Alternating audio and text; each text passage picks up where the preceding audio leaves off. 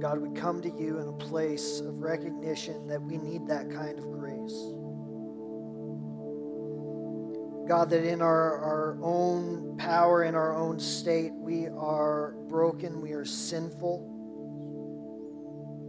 We stand separated from you, and yet, God, you in your goodness pursue us.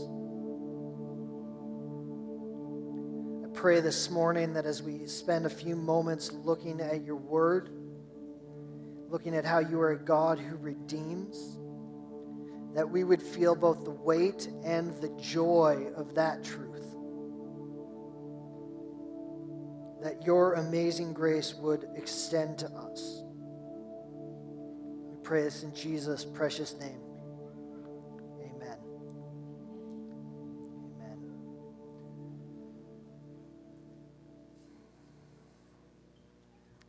We are in week 5 of our series, What Christians Believe. Last week we looked at the creation and the fall of man, and where we kind of ended was recognizing that we're in a place of spiritual need, right? And so we read Genesis 3, the account of the fall, and we said one of the things that we need to recognize is although we are created good and in God's image, we find ourselves broken and needy before him. And so this morning we come to the 5th week of our series, What Christians Believe, and that is that God's response to our need is that he redeems. Now, the word redeem covers a large swath of God's saving activity towards mankind. And so one of the things that you are going to see is that within the scriptures, anytime you're looking at the fact that God saves, it kind of comes under this theme of redemption. You can see this as you look at theological works. I was looking through some of the books that I've been using for this series this past week, just to see kind of how much space is committed to God's redemption. And so I opened up a book called Concise Theology by J.I. Packer. He has 23 chapters, and it's a pretty short book, 23 chapters devoted to God revealed as Redeemer. Wayne Grudem, in his systematic theology, has 13 chapters, 200 pages devoted to the doctrine of the application of redemption. And so we recognize that there is a significant theme of redemption through the scriptures, and both Packer and Grudem agree that the place that this starts is with our neediness before God. Packer says this: God made the first man a representative for all. He then appeals to 1 Corinthians 15:22. He says, in Adam all die. Wayne Grudem says this: once people sin, God's justice would require only one thing: that they be eternally separated from God, cut off from experiencing any good from him, and that they live forever in hell, receiving his wrath eternally. Now, that's a pretty weighty statement, and in a few weeks we're going to talk about heaven and hell. But for this morning, what we could look at and say is, man, the outlook for humanity in our broken and sinful state is relatively bleak, right? When we talk about separation from God, when we talk about the fact that our sin leads to death, we find ourselves in a place of wanting. And of course, the good news is that God doesn't just leave us there. He pursues us and he redeems us. So this morning, what we're going to do is we're going to look at how is it that God has redeemed us. How is God redeemed in the past? How does God redeem us now in the present? And what is that trending towards? How is God going to redeem us in the future? So let's start with this. First thing is that God has acted redemptively in covenant history. I use that word covenant very purposefully. In order to understand the scriptures, you really need to be able to understand the term covenant. Why? Because the scriptures are essentially built around covenants. What is a covenant? Well, in the ancient Near East, in the time of guys like Abraham and Isaac and Jacob, covenants were solemn agreements that were made between two parties. Generally, one party was a stronger party and one party was a weaker party. And what would happen is that the weaker party would essentially commit to serving the stronger party, and the stronger party would commit to then protecting the weaker party. Right? Generally, these were kind of political agreements. And so these ideas of covenants are what God works around as he begins to interact with people. And what you see very early on in the book of Genesis is God makes a covenant with a guy named Abraham. And what's interesting about this covenant that God makes with Abraham is that you begin to see very quickly this theme of redemption. In fact, there's really two main covenants in what we call the Old Testament, or you could even refer to it as the Old Covenant, that kind of scriptures are built around. One is God's covenant with Abraham. The other is God's covenant with Moses. Right? And so we call these the Abrahamic covenant and the Mosaic covenant. And both of them have very clear pictures of redemption. So I'll give you examples of this. For Abraham, if you go through Genesis and you read, he had a pretty significant problem. His problem was that God had called him and made a promise to him and said, Abraham, go to the place that I'm going to show you, and I'm going to make you into a great people, and all peoples will be blessed through you. So Abraham believed God and he followed God, and as he's walking through his life, the big problem is he doesn't have a son to pass his inheritance on to. And so he sees this promise, this covenant that God has made, and he's like, okay, we've got a problem here because I don't have a son. And what happens, and there's a lot of details to this, but through time, God comes through and he provides a son for Abraham named Isaac. And then what happens is as Isaac begins to grow up, God then says to Abraham, hey, Abraham, you know that son of yours that you love? I want you to take him and you are going to offer him as a burnt offering to me. And you read through the book of Genesis, and what happens is Abraham follows through on this. He goes, okay, God, I believe you. And so he takes his son Isaac and he takes him up onto this mountain essentially. And as they're walking up, Isaac is like, hey, Dad, where's the sacrifice? Talk about an awkward conversation right there, right? And yet what happens is as they go up, Abraham is kind of like, well, God's going to provide. And as Abraham is about to kill his son Isaac, the angel of the Lord, you read this in Genesis, says, no, stop. And they look over and miraculously there's this ram caught in a thicket as a sacrifice. Right? And so you see already this idea of redemption.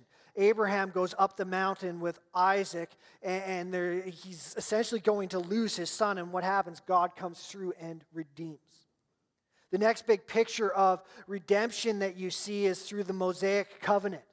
In the book of Exodus, you find that God's people, the Israelites, are enslaved. God had been faithful to the promise that he made to Abraham.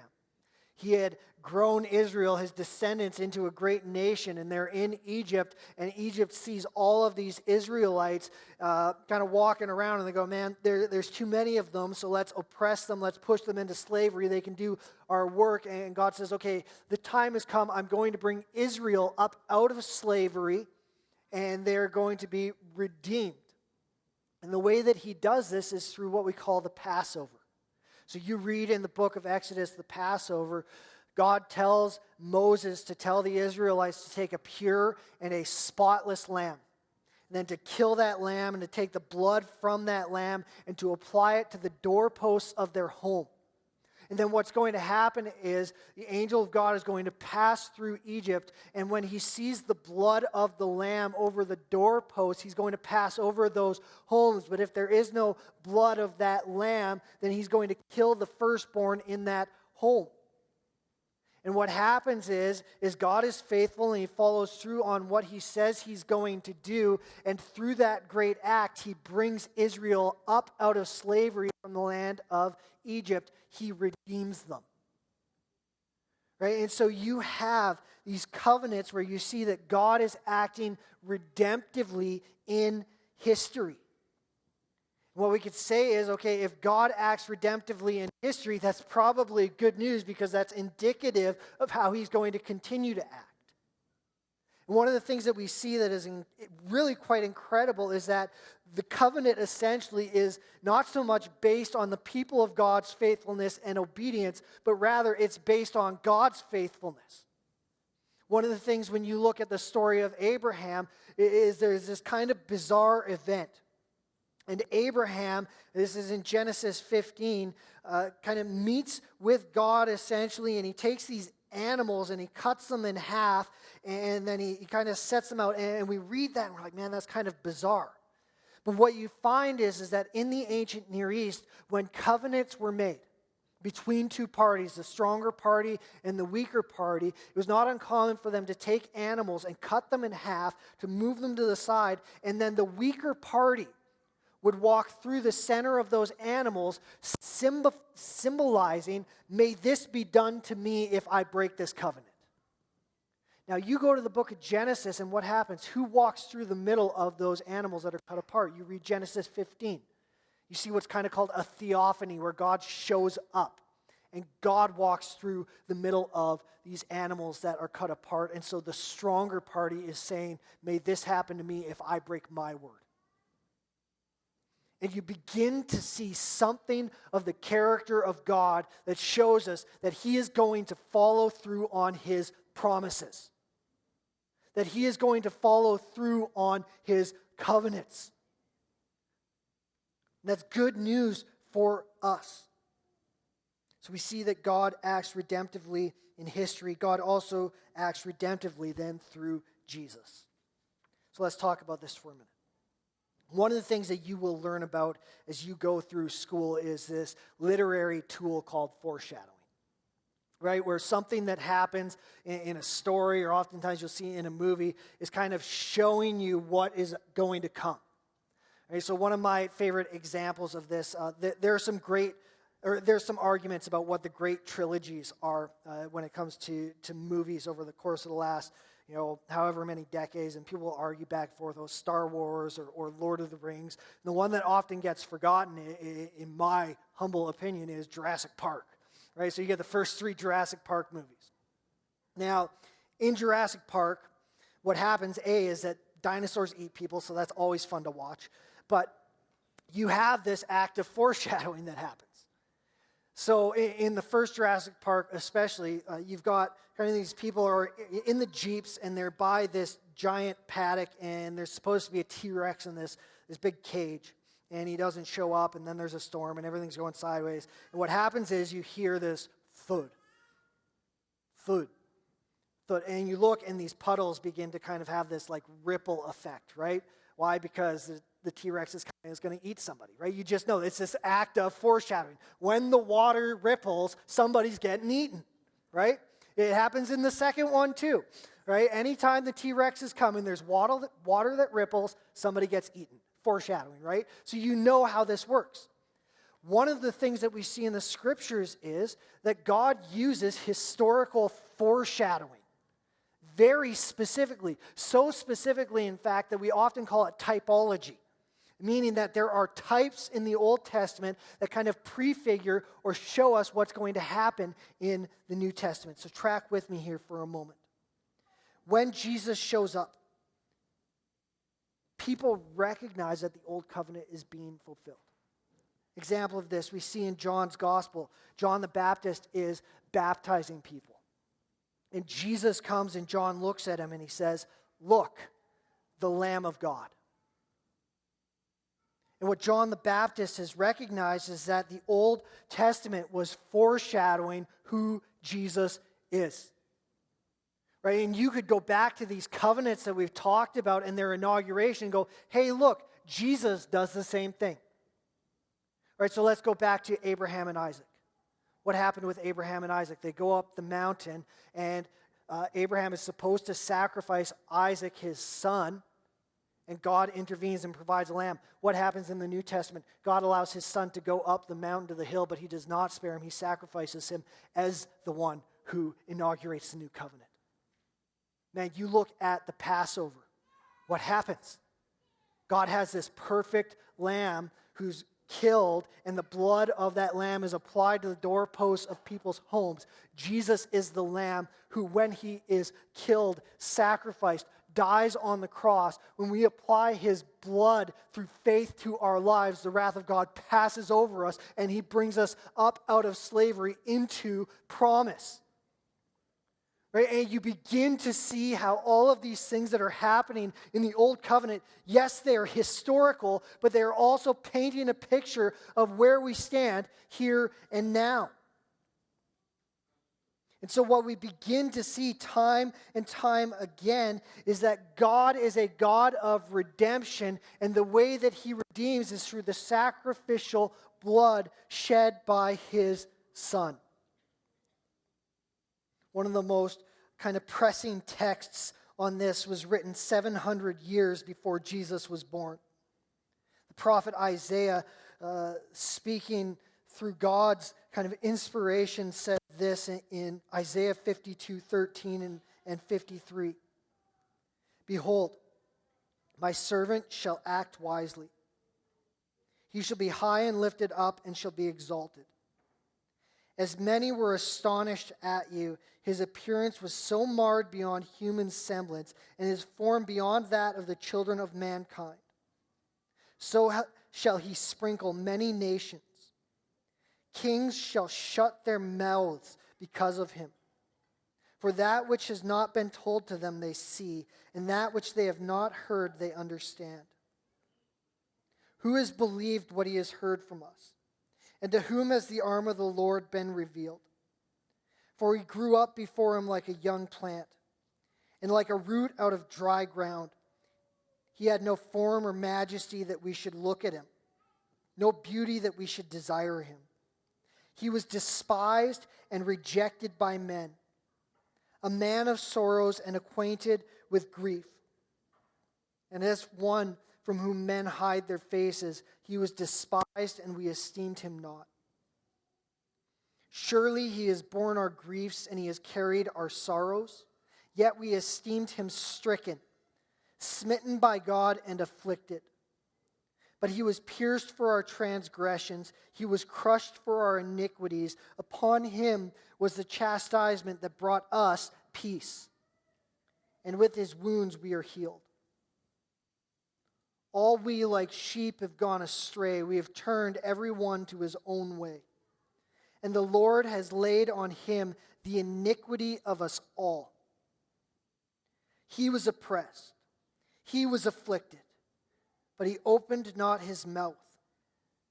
Like a lamb that is led to the slaughter, and like a sheep that before its shearers is silent, so he opened not his mouth. By oppression and judgment he was taken away. And as for his generation, who considered that he was cut off out of the land of the living, stricken for the transgression of my people. And they have made his grave with the wicked and with a rich man in his death, although he had done no violence, and there was no deceit in his mouth. Yet it was the will of the Lord to crush him. He has put him to grief. When his soul makes an offering for guilt, he shall see his offspring. He shall prolong his days. The will of the Lord shall prosper in his hand. Out of the anguish of his soul he shall see and be satisfied. By his knowledge shall the righteous one, my servant, make many to be accounted righteous, and he shall bear their iniquities. Therefore I will divide him a portion with the many, and he shall divide the spoil with the strong, because he poured out his soul to death and was numbered with the transgressors.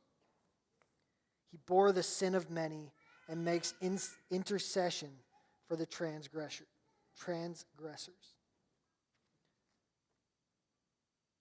The Apostle Paul, several hundred years later, picked up on what the prophet Isaiah was saying in 2 Corinthians 5:21, and he wrote this. He said, God made him being Jesus, who knew no sin, to be sin on our behalf, so that we would become the righteousness of God. what we see happening in the scriptures is what the author C.S. Lewis calls the great exchange. God trades his righteousness for our sinfulness. The punishment that is ours to bear because of our sin, Jesus takes on himself. He redeems us when we believe in him. So for some of you this morning, what you need to do is to take a step and believe in Jesus and receive redemption. For others of you, you need to actually believe that Jesus has accomplished your redemption. Listen to me. Not because of anything you can do, not because of anything that you can say, only because you believe. Jesus has achieved everything that needs to be achieved on your behalf. Simply believe. Then you could say, well, is it enough to just believe if you don't act out redemption? And this is where we come to the scriptures and we see that if you believe, God will put his Spirit inside of you and his Spirit will begin to push you to walk out that redemption in a practical manner. But it starts with belief. God has acted redemptively then in covenant history. He acts redemptively through Jesus, and he will act redemptively with finality in the resurrection of the dead.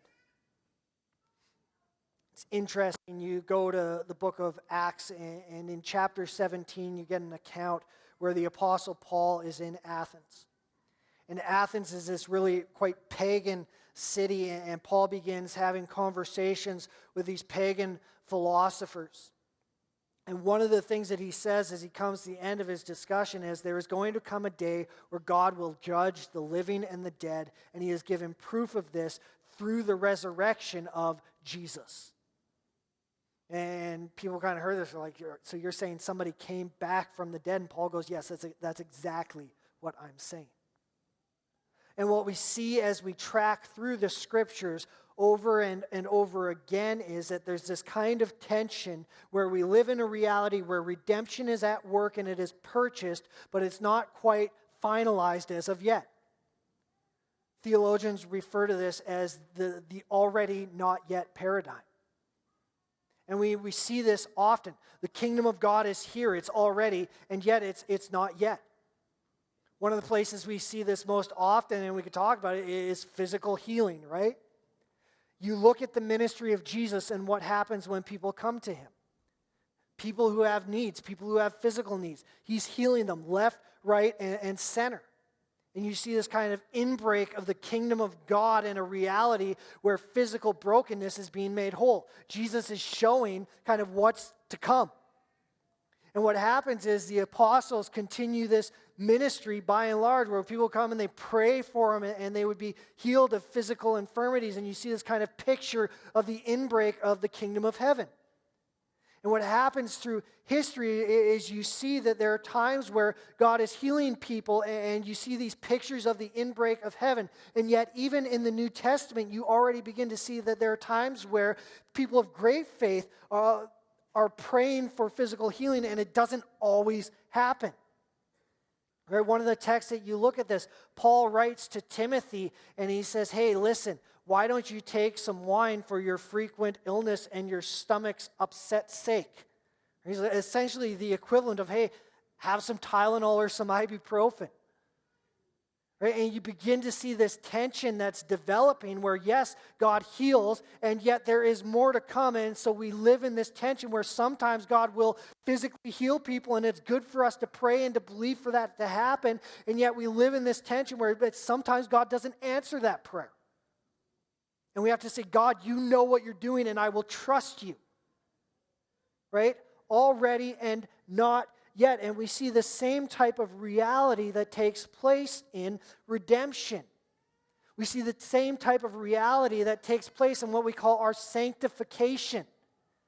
That when we trust in Jesus, when we believe in him, his blood is applied to our lives.